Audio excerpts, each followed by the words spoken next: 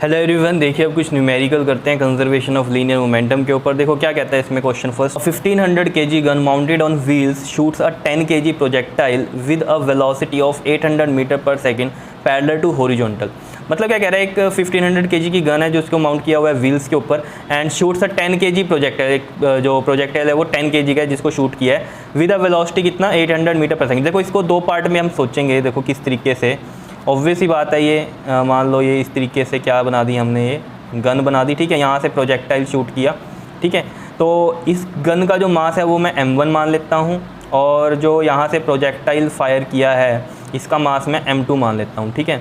इधर जो फायर किया है उसकी वेलोसिटी मैं v2 मान लेता हूँ, और ये जो बैकवर्ड में जाएगी इसकी वेलोसिटी मैं v1 मान लेता हूँ। इस तरीके से मान सकते हैं या नहीं मान सकते, ठीक है। और इनिशियली ये ऑब्वियस ही बात है, प्रोजेक्टाइल भी और गन भी किस पे रही होगी, रेस्ट पे रही होगी। तो इनका जो इनिशियल वेलोसिटी है u1 u2 ये क्या रही होगी, 0 रही होगी, ठीक है। क्लियर है, ये हमारे पास कब है, जब फायर करने की बाद की कंडीशन है, ठीक।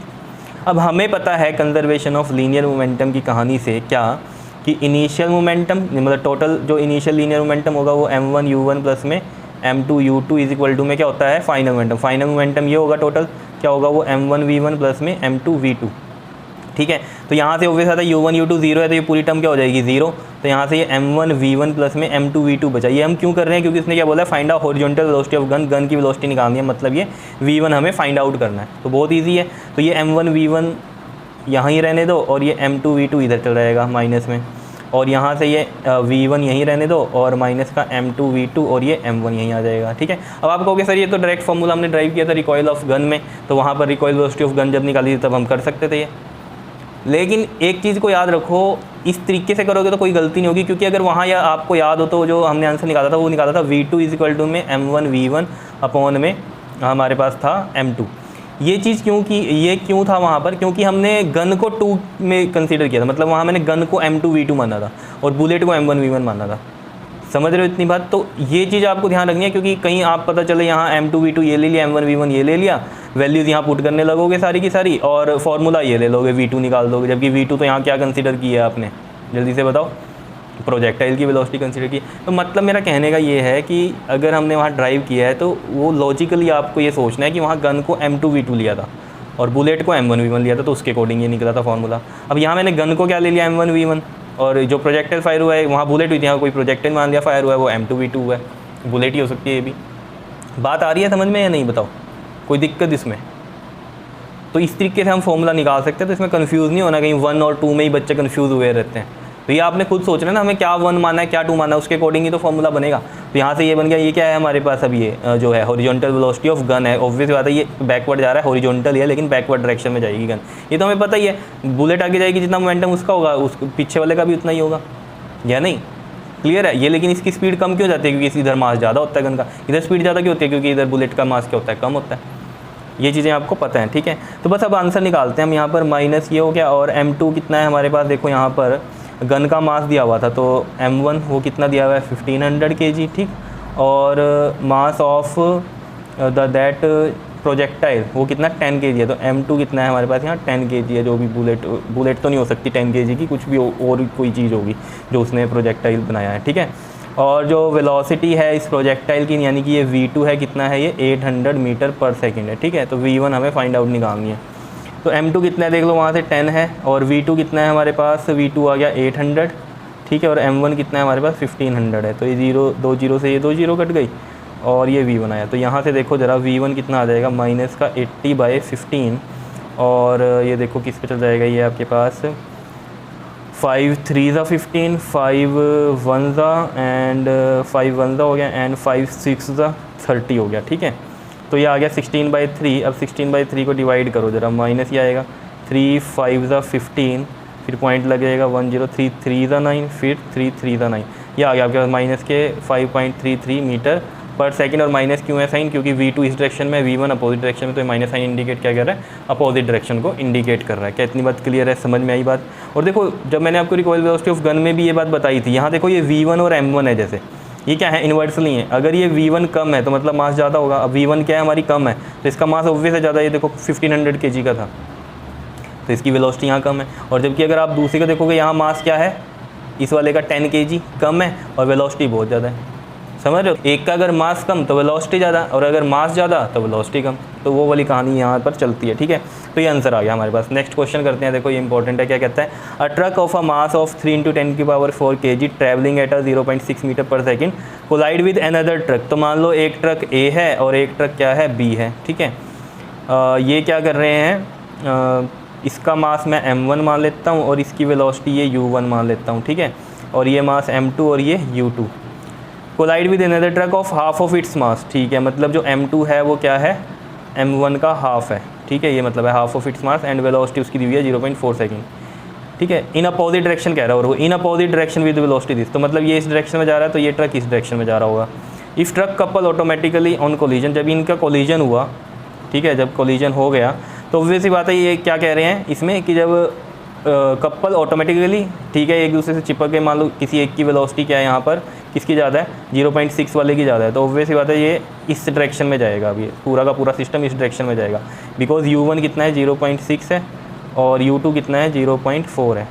तो ये ऑब्वियसली बात है पूरा का पूरा सिस्टम v वेलोसिटी से इस डायरेक्शन में जाएगा। ठीक है, और दोनों का मास कितना हो गया, ये m1 प्लस में m2 हो गया। ठीक, कपल ऑटोमेटिकली ऑन कोलिजन। ठीक है जी, कपल हो गए हैं। If the truck couple automatically on collision, तो जब ऑटोमेटिकली कपल हो गए तो कपल होने के बाद क्या हुआ, एक ही डायरेक्शन में जाएंगे। ठीक है ना, चिपके हुए जा रहे हैं, किसी एक डायरेक्शन में जाएंगे, और कौन सी में जाएंगे, ये वाली ज़्यादा थी वेलोसिटी, तो ये इसको पूरे सिस्टम को इधर लेके जाएगा। Find the common velocity with which they move. Common velocity यानी ये v निकालना है हमें, विद विच दे मूव। तो इसमें भी क्या है, कंजर्वेशन ऑफ लीनियर मोमेंटम ही लगने वाला है। देखो आपके पास क्या होता है, देखो m1 u1 प्लस में m2 u2 before collision, after collision क्या बनेगा, m1 v1 प्लस में m2 v2। अब यहाँ पर क्या है, ये कंबाइंड है v, ठीक है ना, तो ये क्या है हमारे पास, v1 इक्वल टू v2 हो गया।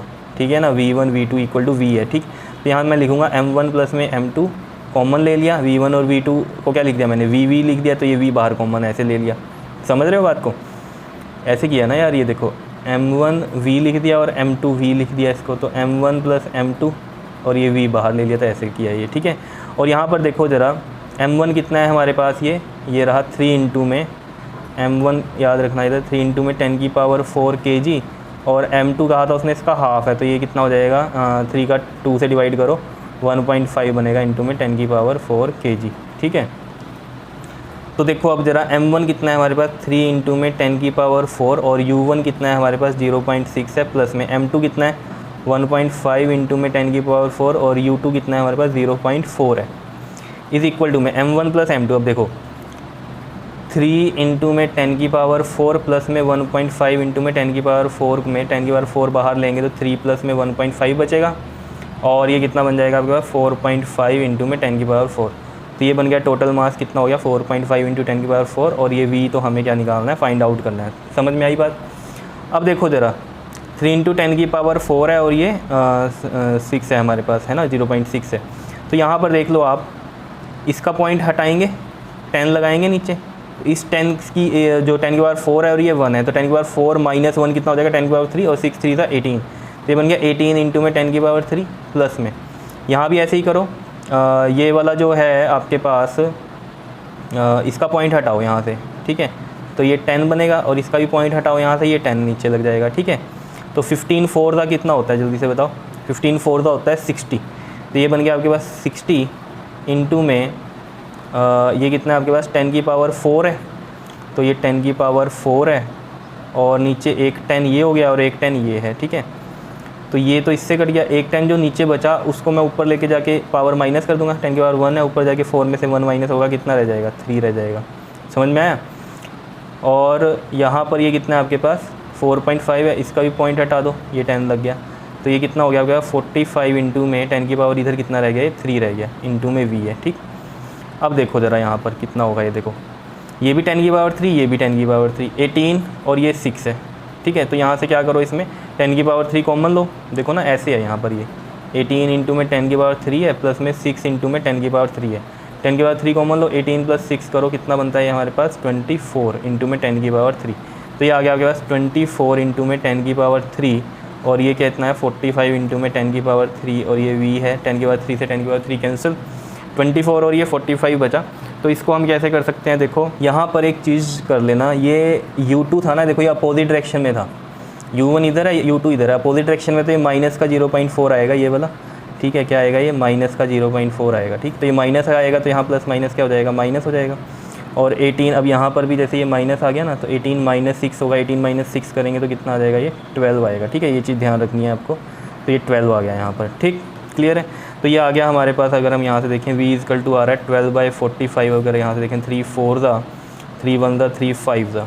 ठीक है, अब इसको देखो डिवाइड कर लो। यहाँ 4 है और ये 15 है, नहीं जा रहा तो पॉइंट लगेगा, 0 लगा दिया हमने। तो 15 2 ज़ा 30, फिर 10 लगेगा, फिर 0, फिर 15 7 ज़ा कितना होता है आपके पास, 7 6 पे जाएगा। 15 6 ज़ा 90, फिर 10, फिर 0, फिर 15 6 ज़ा, तो ऐसे सोन ये चलता रहेगा। तो ये आया आपके पास कितना, 0.266 मीटर पर सेकेंड। और इसको अगर हम राउंड ऑफ करें तो ये बन जाएगा 0.27। यहाँ ये देखो ना, ये 6 है, 5 से बड़ी है वैल्यू, तो एक पीछे वाली वैल्यू एक इंक्रीज़ हो जाएगी। तो 0.27 मीटर पर सेकेंड इसकी क्या आ गई हमारे पास, कॉमन वेलोसिटी आ गई with which they move together.